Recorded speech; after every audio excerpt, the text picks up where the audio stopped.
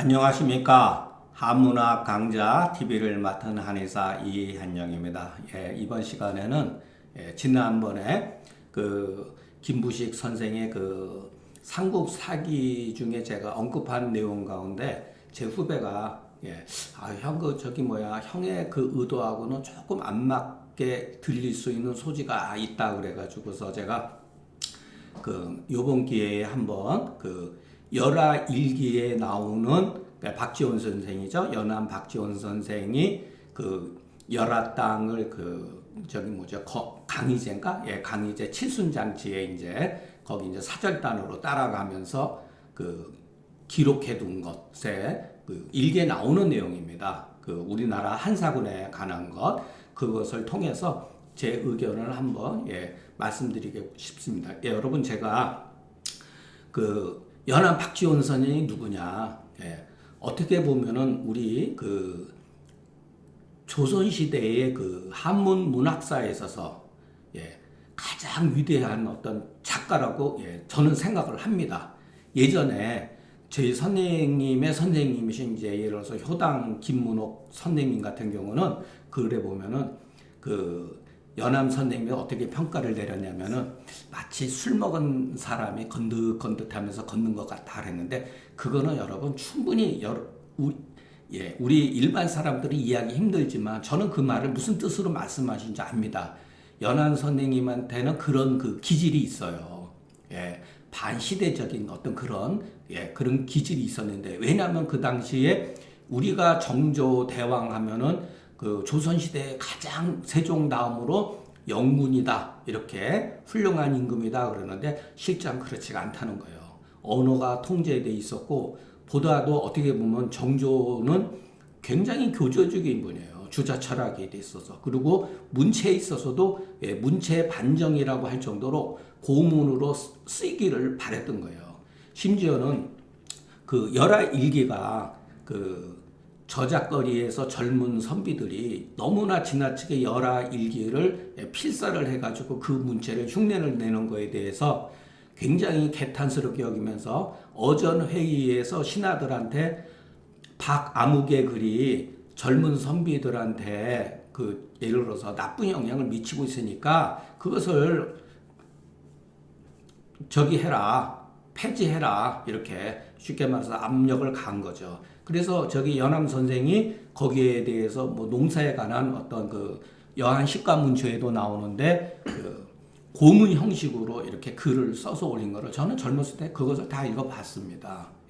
그 정도로 연암 선생이 생각했을 때는 조선이라고 하는 건 우물한 개구리예요. 청나라에 대해서 아무런 배우지도 않고 오랑캐로 치부했다고 하는 사실, 열하일기에 보면은 그 감정의 소외가 아주 잘 다루고 있습니다. 그러니까 연암 선생이 얼마나 답답하게 했겠습니까? 그러니까 그분이 쓰는 글이라고 하는 것 같은 것은 전통적인 그러한 유생들이 쓰는 글과는 많이 다르죠. 그래서 저는 연암 선생님을 분명히 문학적으로 존중하고 많이 따라가기를 바랬지만은 그렇다고 해서 맹목적이지는 않다는 거. 우리가 오늘 연암 선생님이 쓴 글을 통해 가지고 한사군에 대한 문제점, 굉장히 그 당시에서는 획기적인 글인 건 분명해요. 그러나 연암 선생님도 문제가 있었다는 것을 여러분들한테 이 시간을 통해서 같이 한번 알아보도록 하겠습니다. 자, 이거는 열하일기의 중간 부분에 첩도강론의 중간 부분에 해당되는 글이에요. 자, 여러분도 한번 자전 찾아볼 필요가 없어요. 그냥 제가 항상 그러죠. 저도 이거를 20대 초반에 벌써 한 40년 전에 열하일기를 한번 전부 다 읽어봤습니다. 그런데 솔직히 말해서 그 당시에 한 50%에서 60%밖에 해독을 못했어요. 지금은 한 70% 정도 해독이 가능하지만, 왜냐하면 뭐가 어렵냐면은 사람 이름이라든가 지역 이름이라든가 만주어를 한역으로 해놓은 거라든가 이런 것은 여러분 주해가 없으면 읽을 수가 없기 때문에 그래요. 그러니까 우리가 정확하지 않다더라도 느낌으로 이렇게 해석을 하면 여러분 그냥 천천히 보면 됩니다. 자, 방은 뭐죠? 파야흐로 새롭게 축은 쌓다. 요즘에도 우리가 건축이란 말 하죠. 바야흐로 봉황성을 신축하니, 예. 그러니까 이제 지나가면서 글을 쓴 거예요. 예. 처음에는 어떻게 보면은 그 초안만 이렇게 초록으로 했다고 봐야 돼요. 여행 다 마치고 나서 그거를 이렇게 문창으로 만드는 게 아닌가 싶습니다. 혹자는 가로되 이것이 바로 안시성야라 하고, 예. 누군가의 말을 인용했으니까 혹자는 이렇게 말했다. 이게 바로 안시성이다. 이렇게 했고. 자, 고구려 방언. 방언이라는 말 예전에 제가 몇 번 말씀드렸죠. 사투리예요. 그 지역에 쓰이는 말. 그게 사투리죠. 예. 그러니까 방언이라는 말은 원래 있었던 말이에요. 양자웅의 방언이라는 책이 있다고 그랬잖아요. 한나라 때 중기에서 후기로 넘어가는 양자웅, 양웅이죠. 그 사람의 방언이라는 책이 있어요. 이거는 그 역사적으로 굉장히 중요한 책이죠. 근데 그 책을 말하는 건 아니에요. 그냥 고구려 사투리에 이런 소리예요. 고구려 지역 말에 큰 새를 말하기를 안시라 했다. 예. 아, 이런 말도 여러분 참 재밌죠? 예. 큰 새를 안시라고 했다. 안시. 예. 이제는 비어에 이제 우리가 이제 비어라는 거는 그야말로 그러니까 저속한 말인데 이렇게 세상에 돌아다니는 말 가운데 이런 소리죠. 왕망 지금도 쓰죠. 자주 그 훈을 봉황이란 새에 대한 그 훈을 안시라고 했다. 또 뱀을 뭐라 그랬냐면 백암이라고 했다. 백암을 이렇게 했다. 여러분 뭐 백암과 뱀사 배가 뭐 발음이 같아서 그런지 그거는 잘 모르겠습니다. 어쨌든 간에 예. 수나라 당나라 때의 국어는 뭐냐면은 수나라 당나라 때의 나란말이라는 소리예요. 국어라는 말. 물론 국어라고 하는 책도 있어요. 그것은 이제 전국 시대에 아니죠. 춘추 시대의 춘추외사라고 하는 유명한 책이 있어요. 국어. 그런 뜻이 아니고 여기서는 수나라 당나라 때의 나란말이라는 소리예요. 예, 나란말. 우리도 국어라는 말 쓰죠. 예, 국어. 그러나 우리가 말하는 이 국어라는 것도 원래 한문에 있지만 여러분 이 말 자체도 일본 일정 시대에 전부 다 이렇게 일본들이 새로운 용어로 만들어 놓은 거예요. 예. 그래서 봉황성으로서 안시성으로 여겼다. 자, 우리가 지금까지 배운 거 뭐뭐로서 뭐뭐로. 그러니까 A로서 B로 여기다. 봉황성으로 안시성으로 여겼다. 또 사성으로서 백암성으로 여겼다 하니 그 소리 파사 유리라. 잘못 그 말이 된다는 소리죠. 유리 이치가 있다. 잘못 이치가 있는 것 같다. 예, 이런 소리죠. 우리가 지금까지 이거 다 배운 거잖아요. 그죠? 또 세상 전하는데 안시성주 양만춘이 우리가 양만춘에 잘 알고 있죠. 그러나 실질적으로 양만춘이라고 이름은 후세 사람이 만든 말이에요. 예, 그 뒤에 가서 설명하겠습니다. 안시성주 양만춘이 황제의 그 눈을 맞췄다. 이 중은 맞추다 이 소리죠. 황제를 쏘아서 눈을 맞췄다. 이렇게 해석하면 되죠. 우리가 중풍이라는 말은 풍에 맞았다 이런 소리잖아요. 그죠? 이것도 그 가운데 중이 아니라 맞추다 이 소리죠. 맞다. 예. 눈에 맞다. 예. 이렇게. 우리가 이거 느낌으로 대충 알잖아요. 그죠? 지금까지 여러분 어떤 요런 말이라든가 여러분들이 봉황성이라든가 뭐 안시성 이런 거는 우리가 대충 알잖아요. 중학교 고등학교 때 그 세계사 시간에 역사 시간에 배운 말들이잖아요. 대충은. 그러니까 우리가 통밥으로 어느 정도 하면은 이 정도 이거는 뭐 어려운 글이 하나도 없죠. 거의 여러분들 가면 한 90% 정도는 다 안다고 봅니다. 근데 이제 요런 게 이제 조금 어려워요. 요럴 때는 약간 참작을 해야 돼요. 이 황제는 누구죠, 여러분? 여기서 말하는 여기서 황제는 누구죠? 당태종이잖아요. 당태종이 당나라 안정시키고 나서 고려를 정벌해 왔잖아요. 수나라 때 수양제도 고려 정벌을 하러 가가지고 수나라가 망하는 동기가 됐잖아요. 근데 당나라가 바로 수나라를 계승하고 나서 또 얼마 안 있어서 당태종이,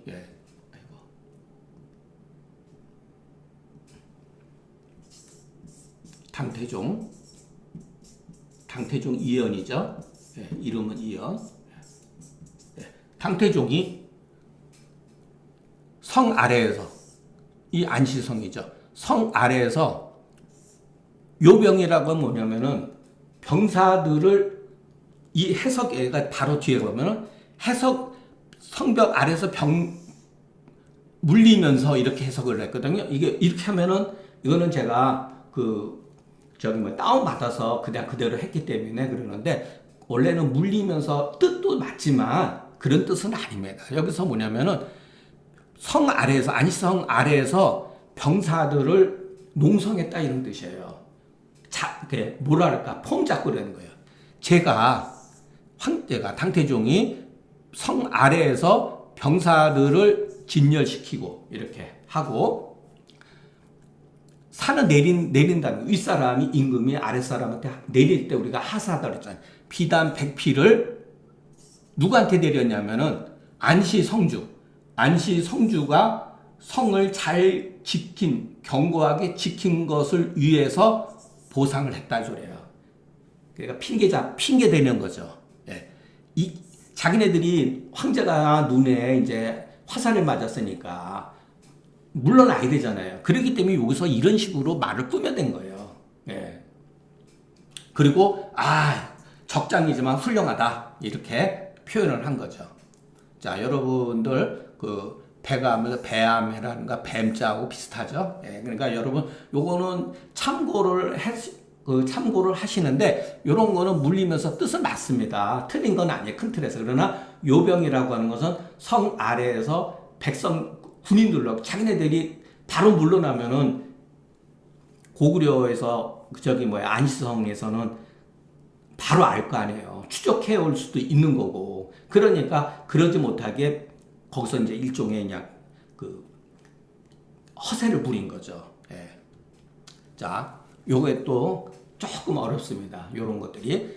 사면, 김공, 창흡이, 송기제, 노가제, 창업, 이변회. 요게 이제 어려워요, 여러분. 사면은 호예요. 노가제도 호예요. 그러니까 공이 있을 때는 그냥 존칭이에요, 여러분. 이름은 성은 김씨고 창업이에요. 이거 안동 김씨 집안의 유명한 사람이에요. 아까 이 김창업이 누구냐면은, 사면 선생이 누구냐면은 병자호란 때 우리가 남한산성에서 보면은 저기 나오죠. 김상은 소위 말해서 주전파, 최명길은 주합하고, 바로 그 사람의 증손자예요. 손자예요, 손자. 그런데 이 집안은 정승이 3사람이 나왔어요. 그런데 이분도 나중에 이 언제 사람이냐면 숙종시대 학자예요. 대단한 명문 집안이에요. 자, 김창업이, 사면 선생이 그 동생 노가제가 호예요. 이것도 호. 창업, 이분이 제가 말하는 농암 선생이에요. 호는 노가제나 농암 막 썼어요. 김창업 이분이 위당 정인보 선생을 말하면 우리 조선 5천년 역사, 그러니까 소위 말해서 고조선서부터 그 당시 한나라, 우리나라 조선 말 때까지를 5천년이라고 그냥 얘기를 하는 거예요. 총차 5천년 가운데 제1의 문학가라고 그랬어요. 문장을 그렇게 잘 썼어요. 근데 이분은 숙종이 한 20여 차례 병설을 할 거를 예를 들어서 했지만은 계속 거절했어요. 왜냐면은 아버지, 형님, 나중에 자기 할아버지 할 거 없이 전부 다 사약받고 돌아가셨거든요. 이분이 바로 우암 송시열의 문화계통이죠.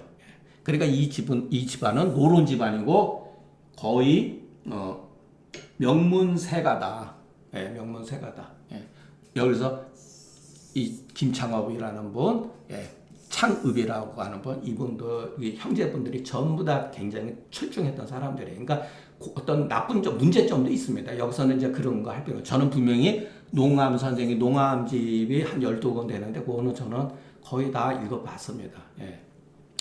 뭐라 그랬냐면은 시에 가로되, 그러니까 그 동생 노가제 김창업 선생이 연나라로 들어갈 때 보낼 때 연나라 들어갈 때 배송하면서 이랬어요. 예. 그때 시름은 천추대담 양만춘이 사전 규염 낭목자라 이렇게 했어요. 천추대담. 야, 정말로 담이 큰 천추에 정말로 담이 담대한 양만춘이 화살로서 규염이라는 건 수염이거든요. 수염을 쌌다. 왜 이렇게 표시하냐면 이렇게 약간 당태종을 직접적으로 표현하자고 약간 애둘러서 표현하는 거예요. 예, 그러니까 당태종을 말하는 거예요. 수염을 쏴서 눈동자, 눈을 떨어뜨렸다.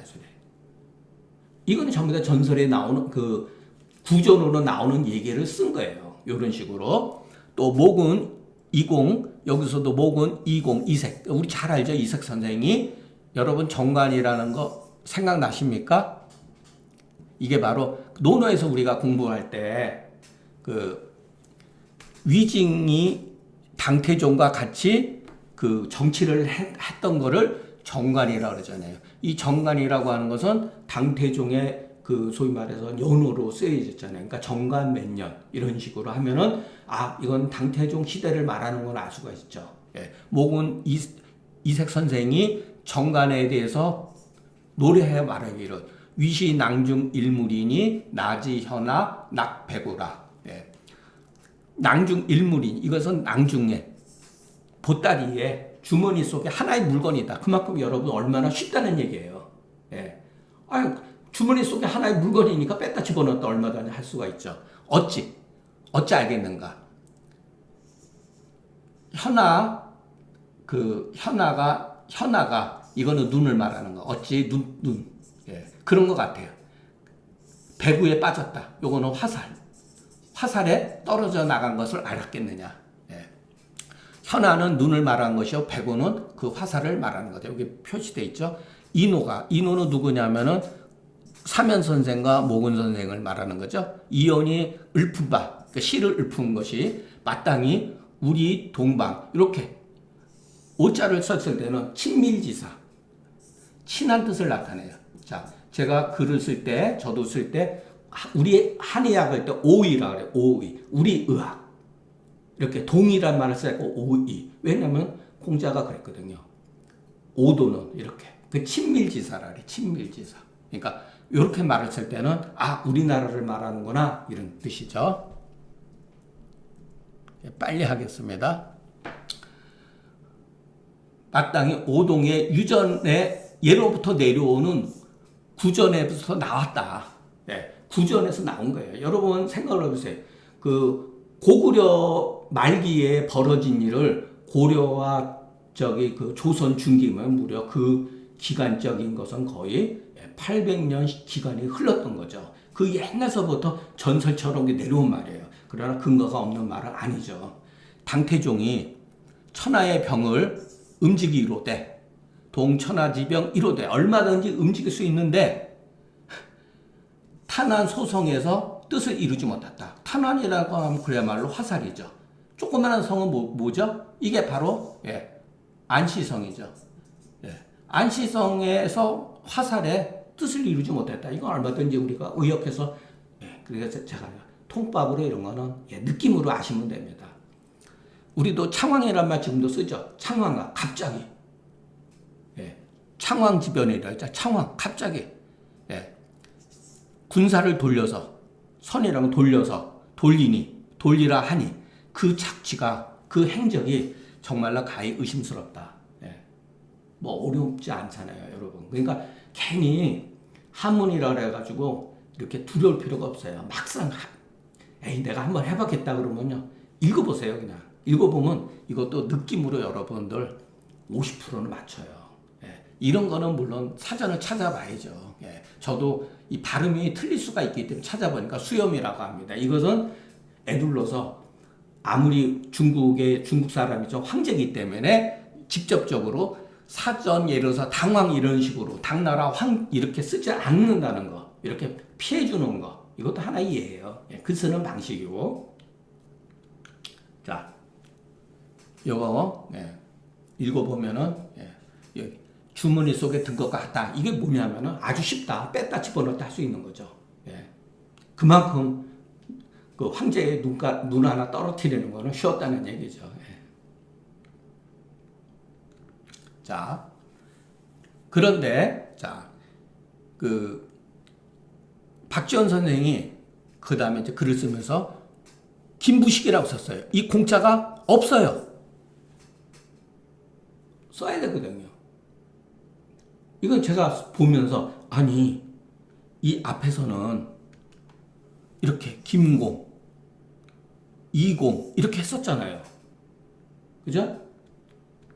그런데 본문에는 사실은 여러분 이게 없어요. 예. 김공, 부식 이렇게 써야 되잖아요. 근데 김부식 이렇게 써버렸어요. 왜 그랬을까요? 이거 생각해볼. 그러니까 박지원 선생님도 은연중에 김부식 선생을 무시하는 게 있다는 거예요. 아니 당연히 여기다가 공자를 써줘야죠. 예. 이색이나 심지어는 사면 선생 같은 경우도 여러분 당쟁이 있어서 떳떳한 분은 아니에요. 솔직히 얘기해서. 예. 문제가 많은 분입니다. 그런데 김부식 이렇게 반발한 거예요. 김부식, 김공, 부식 이렇게 써야 되는데 이게 뭐냐면은 은연중에 김부식을 폄하한 것이 아니겠니? 이건 제 생각입니다. 제 사적인 거. 예. 김부식이 애석하게도 다만 애석하다. 이거 유명한 얘기예요, 여러분. 역사가 이름과 성과 이름을 잊어버린 것을 애석하게 여겼다. 그러니까 양만충이라는 것은 후세에 누군가 붙여준 거예요. 왜? 역사가 그 이름을 잃어버렸기 때문에. 이거 유명한 얘기예요, 여러분. 그냥 보통 사실기명이라고 써요. 그냥 역사가 그 이름을 잃어버렸다. 예. 역사가 그 이름을 잃어버렸다. 예. 그게 이름인 건 애석하다. 그러니까 양만추는 후세에 누군가 붙여준 이름이다 소리예요. 예.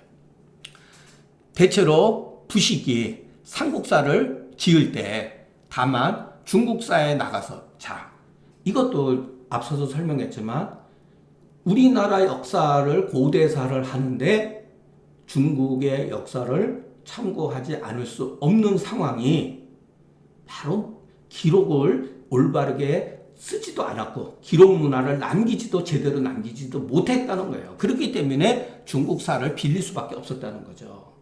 예.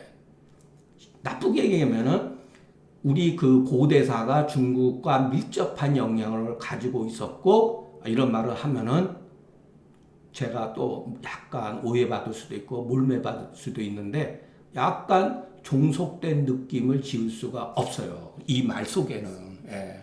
사실대로 저는 그냥 여러분들한테 말씀드리겠습니다. 예. 자, 중국사에 나갈 수밖에 없는 거예요. 왜? 기록이 없으니까. 김부식 선생이 분명히 삼국사를 저술할 때 백제석이라든가 신라 국사라든가 고려 유기라든가 신찬이라든가 이런 거를 인용을 했다 그러는데 도대체 그게 그러면 김부식 때까지 그게 있었느냐는 거예요. 예, 일설에는 백제 본기 같은 경우는 백제가 멸망하면서 없어졌다고 그러거든요. 완전히 없어진 거예요. 그 누군가가 신라가 다 뭉개버렸는지, 예, 신라가 또 고구려 역사도 뭉개버렸는지 자기들한테 불편한 것은 다 없애고, 예. 봤잖아요, 여러분. 조선시대에 초기에 그 정지상이라든가 이런 사람들이 고려사를 저술할 때에 맨 마지막에 우왕은 공민왕의 아들이고 신우지자다. 신돈의 자식이다 해가지고서 예, 역성혁명에 대해서 정당성을 그것도 다 어떻게 보면은 역사 왜곡이죠. 예. 그래서 이런 문제에 대해서 우리가 삼국지 위지 동의절이라든가 아니면은 나중에 진서라든가 수당서를 거기에 우리 그 한반도 고대 문화 삼국시대라든가 부여라든가 이런 거에 대한 기록을 남아 있기 때문에 그것을 참조할 수밖에 없다는 거예요. 이런 것은 전부 다 부득이한 일이었다. 부득이 어쩔 수 없었다. 부득이한 일이었다. 그런데 초등 1번. 자, 초등이라고 하는 것은 이렇게 우리가 간략하게 이렇게 복사하다 이런 소리예요. 한번 베껴서 썼다 이런 뜻 같아요. 저도 이거 다 안 찾아봤습니다. 해서 그 사실을 만들고 자 그러니까 우선 우리가 삼국사를 김부식 선생의 삼국사를 저술을 하는 데 있어서 우선 먼저 중국사에 나가서 그와 같은 것을 찾아본 다음에 사실로서 만들었다는 거예요. 또 유공건의 소설을 이뤄가지고 궁극에는 유공건 이 당나라 때 사람이거든요. 유공건 소설에 보면은 당태종이 고구려 원정 갔다가 화살에 눈에 화살 맞고 나중에 그것으로 인해서 병 때문에 악화돼서 죽었다는 게 유공건 소설에 나와 있다는 거예요. 그것을 인용하여서 뭐라 그러면은 주필지 피위 아마도 이런 것 요런 이 주라고 하는 그 말 있잖아요. 말 주필이라고 하는 건 말 달릴 말이 머무르고 그런 건데 저도 이거 안 찾아봤습니다. 일일이 그냥 통밥으로 하세요. 이거 뭐냐면 당나라 황제를 뜻하는 거예요.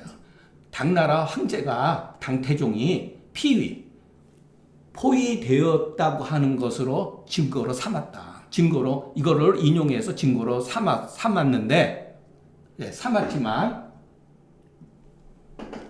당서와 사마는 뭐죠? 송나라 때 그 사마광의 자치 통감을 말하는 거예요. 사마광의 자치 통감이 모두 보이지 않으니 아이고 토 잘못했습니다. 통감 애자로 제가 그냥 막 서둘러서 시간도 없고 막 바쁘다 보니까 정확하게 못한 부분이 있습니다. 모두 나타나지 않았다.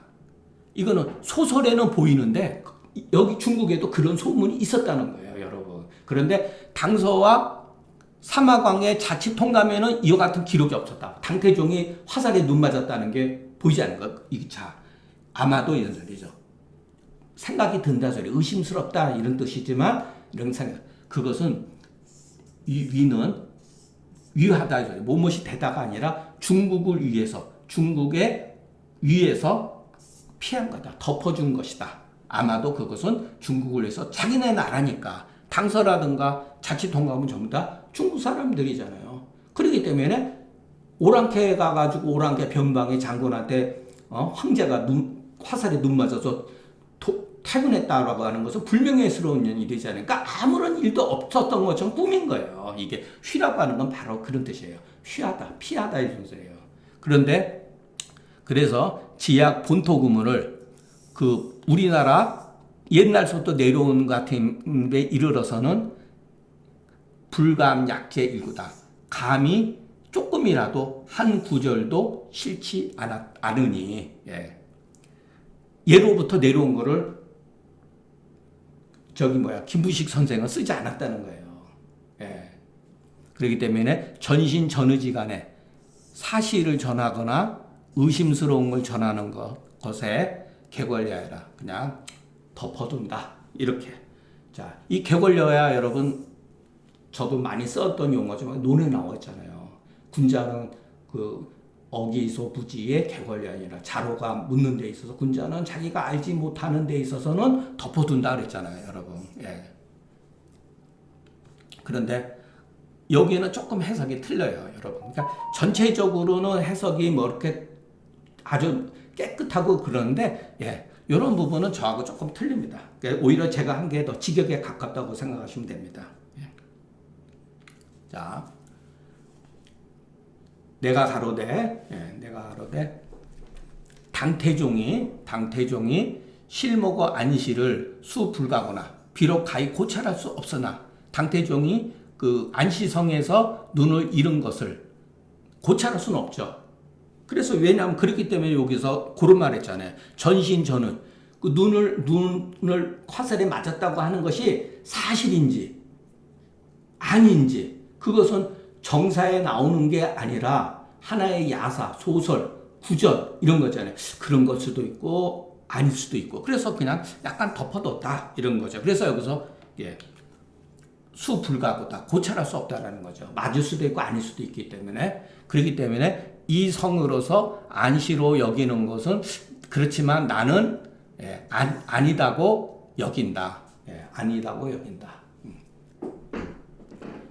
자, 안은 살펴보건대 이르죠. 당서와 당서를 살펴보건대 안시성은 평양으로부터 500리가 떨어져 있다고 하고 봉황성 또한 왕검성이라고 쓰여졌다. 당서에는 그렇게 쓰여졌다는 말이죠. 잠깐만요. 당서에 안당서하니 여기에는 이제 토가 안당서에 애처서도 한이 당서를 살펴보면은 고찰해 보면 있어요. 안시성은 평양에서부터 500리 떨어져 있고 봉황성은 또한 왕검성이라고 이렇게 말하고 있다. 자, 여기에서 보면은 또 그 다음에 이렇게 지지라고 써 있잖아요. 그러니까 지리지죠. 요즘 말은 지리지. 자, 중국에 유명한 한서 지리지가 있어요. 지리에 대해서 이렇게 쭉 해놓은 거. 그것도 굉장히 중요한 겁니다. 역사를 공부하는 데서 실질적으로 그런 1차 자료, 사료에 해당되는 거예요. 어느 땅의 이름. 그래야지 우리가 어딘 줄 알죠. 그러나 여기 한서란 말이 없잖아요. 그죠? 이럴 때는 여기 해석에 보는 것처럼 동국여지지. 이건 참 좋은 것 같아요. 우리나라의 지리지를 말하는 거예요. 지리지에 또한 봉황성으로서 평양이라고 불렀다. 이것 또한 라고 하니 비록 고찰할 수는 없으나 어떻게 해서 이렇게 불려졌는지 알 수가 없다. 이런 것도 제가 많이 쓰는 용어죠. 미지차 하이명언. 이것이 어떠한 연유로서 그렇게 불려졌는지 알 수가 없다. 또한 지리지에 동국 지리지에 옛 그 안시성이 개평현 동북 70리에 있었다 했다. 이런 것도 여러분 대충 통밥으로 여기 현이 있잖아요. 개평이 여기 있으니까 이건 지역을 말하는 거죠. 땅을 말하는 거죠. 지역. 개평현 동북 70리. 제가 뭐 개평현이 어디 있는지도 모릅니다. 그러니까 우리가 여기서 말하는 것은 역사적으로 지리에 대해서 지도를 놓고 이렇게 여러분들한테 제가 설명할 정도로 그 정도는 아니에요. 그냥 저는 이렇게 1차 자료에 있어서 글만 가지고 여러분들에 말씀드리는 거예요. 자, 개평 여기 나왔죠. 개평 동쪽에서부터 몸에 이르기까지 수아마 300리에 이르고 또 수아마 동쪽으로부터 200리가 봉성에 되니 200리에 이르도록 봉성이 되니 만약에 이것으로서 옛날에 평양으로 여긴다면 당서에서 말한 바 500리가 서로 맞다. 이게 이제 무슨 얘기를 하고 싶으냐면은 연암 선생은 이제 다음서부터 얘기를 하고 싶은 거예요. 평양이라는 것이 우리가 지금 말하고 있는 현재의 평양이 아니라 원래 옛 평양이라는 거예요. 그래서 여기다 그래서 옛 평양이라고 표시를 한 거예요. 지금의 평양의 위치하고 다르다는 거예요. 그러니까 연안 선생도 문헌적인 고찰을 가지고 1차 사료만 가지고서 이렇게 판단을 내린 거예요. 이제 그 한사군에 대한 이제 논쟁을 하기 위해서 이렇게 속된 말로서 이제 밑밥을 이제 깔은 거죠. 자, 여기에서 여러분 보면은 비교적 굉장히 잘 돼 있습니다. 여러분 이런 것도요. 그 우리나라에서 그 열하일기를 처음으로 했던 분이 지금은 그분이 돌아가셨는데 이가원 교수님. 연대 국문학과 이가원 교수님 예전에는 국문학자를 이분은 그 당대에 한학자로서 최고 가는 분이었어요. 이가원 교수님. 저는 생전에 한번 간접적으로 인사를 드린 적이 있었어요. 그때 우리 선생님한테도 대선배님이셨던 분인데 이가원 교수님이 그 사석에서 심하게 말하면은 본인이 연암의 후신이라고 할 정도로 대단했던 분이에요. 그분이 처음으로 이 열하일기를 세상에 대해서 해석을 하려고 했어요. 지금은 뭐 해석들이 많이 잘 나와 있습니다. 예전에는 열하일기를 읽는 게 굉장히 어려웠어요. 왜냐하면 여기에 그 이름 명칭들이 많고 청나라 사람들이 쓰는 만주어들도 막 나와 있기 때문에 이게 몰라요, 여러분. 그런데 오동지사 여기도 오자를 썼잖아요. 우리나라를 말하는 거예요. 우리 동쪽의 선비들 이렇게 친밀지사죠. 단지 오늘의 평양 이렇게 아까는 고평양이라고 했죠. 오늘의 평양만 알고 기자가 도읍한 평양인즉 믿으며 기자가 이것도 이제 여러분 문제가 돼요. 요거는 우리가 나중에 서전을 읽을 때 기자조선이라는 말이 이제 말하고 싶은 거예요. 그러나 저는 개인적으로 기자조선을 믿지 않는 사람이에요. 왜냐하면은 서전에는 기자가 우리 쪽으로 와가지고 조선을 만들었다고 하는 말이 없어요. 기자조선이라는 말은 그 주나라 그 초기거든요. 그러니까 은나라 마지막 그 주왕의 뭐랄까 그 당시에 살았던 현인이에요. 예. 이분이 그 망명을 갔다고 하는 말만 나왔지 그것이 그 기자가 뭐 조선을 뭐 건국했다 뭐 이렇게 했다고 하는 것은 옛날에 당군 조선을 멸하고 기자 조선을 했다고 하는 것은 한나라 한참 뒤에 거의 뭐 정말 한 1000년 뒤에 나오는 귀신 같은 소리예요, 여러분. 그러니까 기자 조선이라는 것도 사실은 역사적으로 증거를 삼을 수가 없어요. 사료적 가치도 명확하지가 않고. 그러나 그런 말들이 나와 있단 말이에요. 우리도 막 기자 조선 이렇게 하잖아요.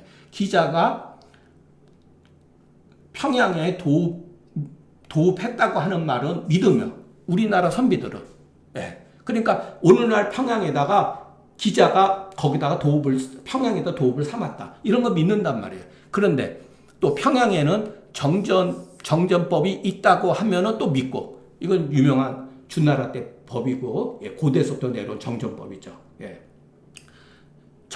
정전법이 있다고 하는 것은 믿고 평양에 또 기자가 묘가 있다고 하는 믿어요. 우리나라 선비들은. 이게 왜 그러냐면 문헌적 사료만 가지고 한 거예요. 문헌적 사료만 가지고 믿고 믿었단 말이에요. 그런데 만약 다시 봉황성이 평양이라고 하면은 사람들이 다 놀래 자빠진다는 얘기예요. 만약에 그러되 요동 땅에도 다시 평양이 있다고 하면은 질타하면서 무슨 이와 같은 해괴한 소리가 어디 있냐라고 다 뒤집어진다는 얘기예요. 그러니까 지금에 있는 대동강을 평양이지만 요동에도 평양이 있다. 알고 보면은 또 봉황성이 바로 평양이다라면 다 놀란다는 거예요. 오직 요동이 본래 조선의 옛 땅임을 알지 못하고 숙신시라든가 예맥이라든가 동이의 모든 국가들이 모두 위만 조선에 복속되었으며 또한 이런 것도 알지 못했다는 소리죠. 이 부지는 다 걸리죠. 요동이 그 본래 조선의 고지이고 숙신, 예맥, 동이, 제국이 모두 위만 조선에 모두 복속되었다는 것을 알지 못하고 또한 그래서 여기 오랄이라든가 연고탑이라든가 후춘의 이와 같은 땅들이 본래 고구려 영토임을 알지 못했으니 애석하다 이런 소리죠. 자, 요거는 여러분들이 해석은 참고하시면 좋습니다. 그래서 후세에 그 지계라고 하는 거는 그 국가의 경계를 말하는 거죠. 국가의 경계가 바르지 못하게 자세하지 않고 후세에 그 국경이 자세하지 않고 망령되이 잡았다. 잡을 파자잖아요. 그죠? 한나라 사군의 땅을 억지로 주세요. 억지로. 망이라고 하는 망령되게 한나라가 세운 사군지를 잡아서 모두 압록강 내에다가 그것을 구역화시키고 억지로 우리가 견합이라는 거는 경광부회죠. 억지로 갖다가 합치는 거. 억지로 사실에다가 맞추어서 구구 분배하고. 근데 여기서 이분이 해석할 때는 끼어맞 구구한 이견을 배척하고 이렇게 했는데 저는 이런 해석은 조금 문제가 있다고. 여기서는 뭐냐면은 그것을 이 한사군을 사실에다가 압록강 이내에다가 모두 국한시켜가지고 사실에다 끼워 맞춰서 구구. 그러니까 이 자체가 뭐냐면 한사군이에요. 한사군을 이렇게 나누어 배열했다 이런 소리로 저는 그렇게 봅니다. 구구하게.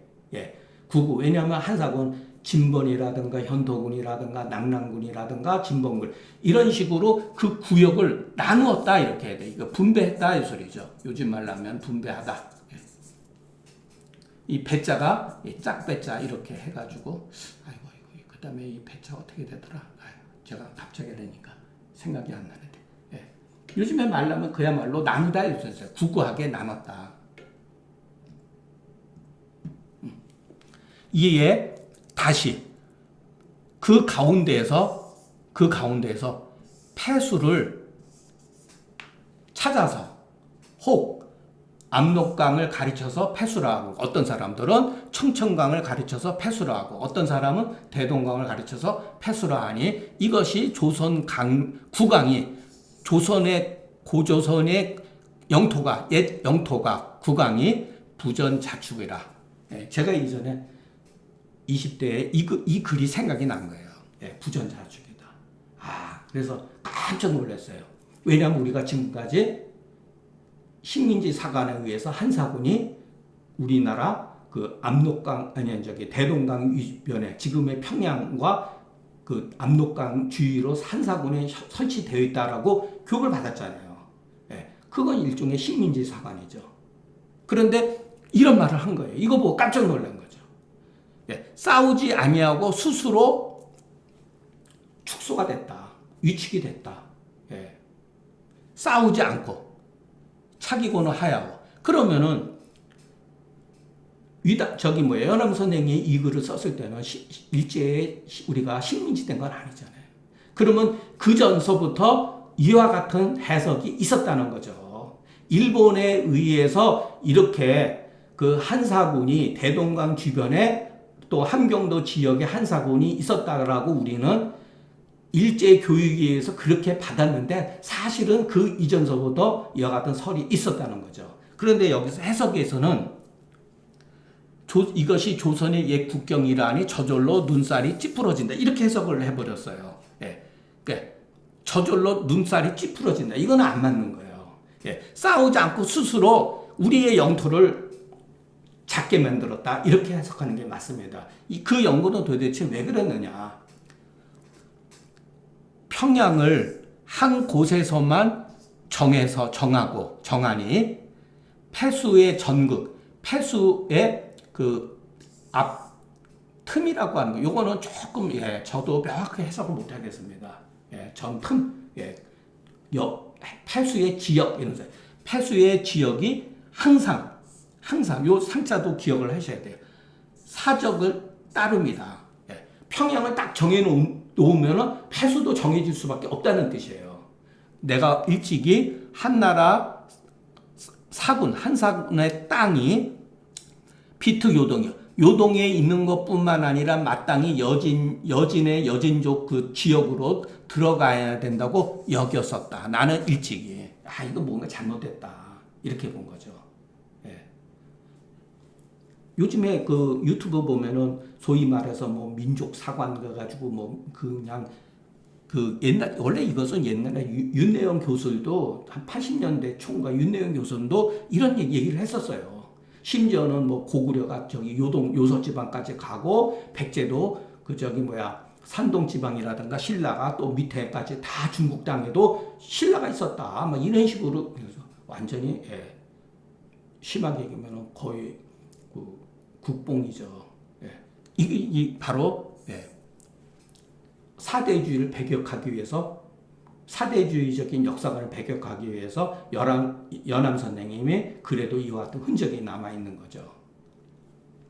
굉장히 멋있잖아요. 나름대로. 자, 요거 한번 해석을 여러분들이 천천히 읽어보시기 바랍니다. 자, 그런데 요거는 이제 1부로서 제가 여기서 마치고 다음 2부에 있어서 구체적으로 연암 선생이 생각하고 있었던 것을 설명드리는데 여러분, 그런데 연암 선생도 문제가 있어요. 그런데 결과적으로 오늘날 관점에서는 의도는 좋았지만 연암 선생도 잘못 생각하고 계셨다는 거예요. 그것은 뭐냐면은 연안 선생님이 판단을 내린 것은 사료만 가지고 얘기한 거예요, 여러분. 예, 사료. 이것은 뭐냐면은 문헌만 가지고 얘기를 한 거예요. 이 문헌을 입증하기 위해서는 고고학적인 어떤 증거가 있어야 돼요. 이게 중요한 거죠. 이 문헌만 가지고 되는 게 아니에요. 연암 선생님은 정말로 아무도 생각하지 못했던 이 문헌을 가지고서 의심을 제기했는데 일제시대에 19세기에 세계적으로 고고학이 나타나기 시작한 거예요. 한국말로. 고고학이 일본 사람들에 의해서 우리나라 국토를 전부 다 무덤들을 파고 지역을 다 사실 여부를 확인하기 들어갔어요. 근데 평양의 주위에서 소위 말해 오늘날 평양의 주위에서 많은 그 한대의 유물들이 막 나오기 시작한 거예요. 특히 거기에 와당 가운데 부인할 수 없는 글이 나왔어요. 와당이라는 거는 뭐죠? 그 옛날에 그 소위 말해서 그 지붕 저거 할 때 그걸 뭐라 그러나? 그 갑자기 하는 생각이 와당에 그 낭낭이라는 문자가 적혀져 있는 거예요. 그리고 해방 후에 북한 사회에서 발굴 조사하다 보니까 이거는 제가 유튜브에서 젊은 교수들이 한 말을 그대로 여러분들 전해드리는 겁니다. 그러니까 우리가 사실 여부를 아는 게 중요한 거지. 어마어마한 유물들이 쏟아져 나왔는데 전부 다 한나라 때예요. 근데 그거를 그 일제 시대 때 일본 일본 학자가 그 북경에 가가지고 그 유리원인가 제가 잊어버렸는데 거기서 한나라의 유물들을 많이 사가지고 왔다고 합니다. 그렇기 때문에 또 어떤 그러한 그 소위 말해서 민족 사관 주장하는 사람들은 그 사람이 일본 학자가 그거를 거기다가 숨겼다 그러는데 여러분 그렇게 안 했어요. 그게 지금 우리나라 그 국립박물관에 다 나와 있습니다. 일본 학자가 사온 물건 그대로 있고 어디서 어떻게 사왔다는 거 다 나와 있어요. 그리고 그 사람이 그 한나라 때의 유물들을 가져왔다 그랬지 낭낭의 유물을 가지고 와서 거기다가 감추지 않았다는 거예요. 오히려 우리 사회에 소위 말해서 유사 그 역사가들이 너무나 날조하는 게 심해요. 자, 그래서 북한에서는 그 유물들이 막 대량으로 쏟아지니까 아니 걔네들을 보면 평양이 뭐예요, 여러분? 정말로 북한 그 삼김에 있어서는 신성한 도시 아닙니까? 그것이 한사군에 의해서 그 옛날에 유린됐던 낭랑군이라고 하면은 좋을 게 없거든요. 그러나 2000년 들어와서 그것을 다 이렇게 뭐랄까 오픈했다고 합니다. 그렇기 때문에 폐수가 뒤에 우리가 배우겠지만은 폐수가 지금의 대동강이고 옛날에 거기 낭랑군은 지금의 평양이라고 하는 사실을 부인할 수 없는 거예요. 그러니까 그 연안 선생은 1차 사료에 대해서는 그 여러 가지 생각을 발표하는 것은 정말 멋진 거예요. 학자로서. 그러나 이와 같은 고고학, 유물, 고증, 실증 이런 것에 대해서는 알 수가 없었죠. 그래서 저도 젊었을 때는 야 이게 식민지 사관에 우리가 쩌들었었구나라고 생각을 했는데 일제가 우리한테 그런 식으로 한사군을 식민지 교육으로 우리나라를 이렇게 얕잡아 보기 위해서 만들어 놓은 게 아니라 조선시대에 이미 이와 같이 많은 사람들이 생각하고 있었다는 거예요. 그래서 다산 정약용 선생은 여기에 대해서 그런 말을 했다는 거예요. 이것도 제가 유튜브에서 젊은 역사가 교수들을 한 거를 들은 것을 여러분들 말씀드리는 겁니다. 다산 선생도 문헌에 의해서 어떤 사람들은 한사군이 소위 말해서 압록강